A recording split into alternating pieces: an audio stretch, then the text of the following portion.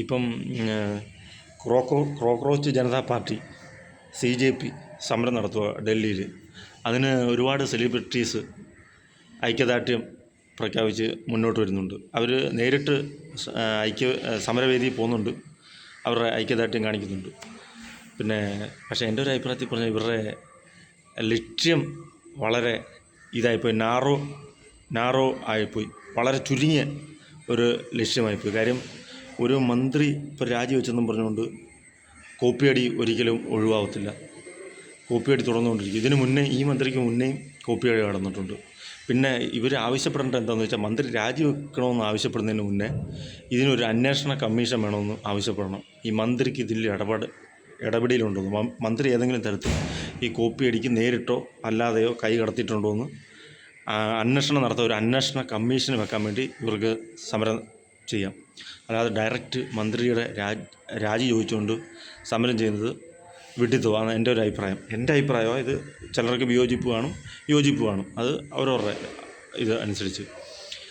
അടുത്തതായിട്ട് എനിക്ക് പറയാനുള്ളതെന്ന് വെച്ചാൽ, ഇവരുടെ ലക്ഷ്യം അല്പം കൂടെ ഒന്ന് മാറ്റി ചിന്തിക്കണം. കാര്യം എന്തുകൊണ്ട് കോപ്പിയടി ഉണ്ടാകുന്നതെന്ന് വെച്ചാൽ, ഡിമാൻഡ് ഉണ്ടാകുന്നുണ്ട്. ഏതൊരു വസ്തുവിനും ഡിമാൻഡ് ഉണ്ടാകുന്നത് എങ്ങനെയാണെന്ന് വെച്ചാൽ, അത് ലഭ്യമാകാതെ വരുമ്പോൾ, അതായത് ആവശ്യങ്ങൾക്കനുസരിച്ച് ലഭ്യമാകാതെ വരുമ്പോഴാണ് ഏതൊരു വസ്തുവിനും ഏതൊരു കാര്യത്തിനും ഡിമാൻഡ് ഉണ്ടാകുന്നത്.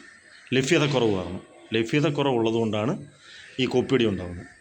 അതായത് ടോട്ടൽ ഇന്ത്യയിൽ 2026 22 ലക്ഷം പേര് അപേക്ഷ കൊടുത്ത് 20 ലക്ഷം പേര് നീറ്റ് എക്സാം എഴുതി. ഈ 20 ലക്ഷം പേര് എഴുതിയതിൽ 10% പോലും സീറ്റ് നമ്മളെ ഇന്ത്യയിലില്ല. 1,26,000 സീറ്റേ ഇന്ത്യയിലുള്ളൂ. അതായത് 5% ടോട്ടൽ എക്സാം എഴുതുന്നതിൻ്റെ 5% അല്ലെങ്കിൽ ഒരു 7% പോലും നീറ്റ് സീറ്റില്ല, MBBS സീറ്റില്ല. നീറ്റല്ല, MBBS സീറ്റില്ല. അപ്പം സീറ്റ് വർദ്ധിപ്പിക്കുക, അതിനുവേണ്ടിയുള്ള നടപടികൾ ഭാവി തീരുമാനിക്കാൻ വേണ്ടിയൊക്കെ സമരം ചെയ്യുക. അതായത് കൂടുതൽ മെഡിക്കൽ കോളേജുകളോ കൂടുതൽ സീറ്റുകളോ ഒക്കെ വരുന്ന രീതിയിൽ, അതുപോലെ നല്ല താലൂക്ക് ഹോസ്പിറ്റലുകൾ തിരഞ്ഞെടുത്ത് സ്ഥലസൗകര്യമുള്ളതും ഒരുവിധം വികസിച്ചിരിക്കുന്ന താലൂക്ക് ഹോസ്പിറ്റലുകളെ മെഡിക്കൽ കോളേജ് പദവിയിലേക്ക് ഉയർത്തുന്ന രീതിയിൽ നടപടികളെടുക്കാൻ വേണ്ടിയൊക്കെ സമരം ചെയ്യാം എന്നാണ് എൻ്റെ ഒരു അഭിപ്രായം.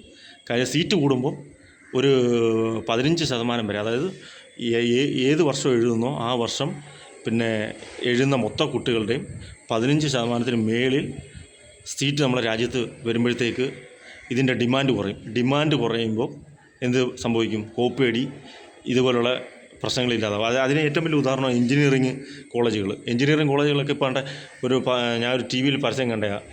തിരുവനന്തപുരത്തുള്ള ഒരു പ്രമുഖ എഞ്ചിനീയറിങ് കോളേജ്. അവർ പറയുന്ന പരസ്യം എന്ന് വെച്ചാൽ, നിങ്ങൾ എൻട്രൻസ് എഴുതേണ്ട കാര്യമില്ല, എൻട്രൻസ് എഴുതുകയോ ജയിക്കുകയോ വേണ്ട, ഞങ്ങൾ നിങ്ങൾക്ക് അഡ്മിഷൻ തരാമെന്നുള്ളത് എന്ന് പറയുന്ന പോലെ, സീറ്റ് കൂടുന്നതനുസരിച്ച്, ഇത് കൂടുതൽ ലഭ്യമാകുന്നതനുസരിച്ച് ഇതിൻ്റെ ഡിമാൻഡ് കുറയും.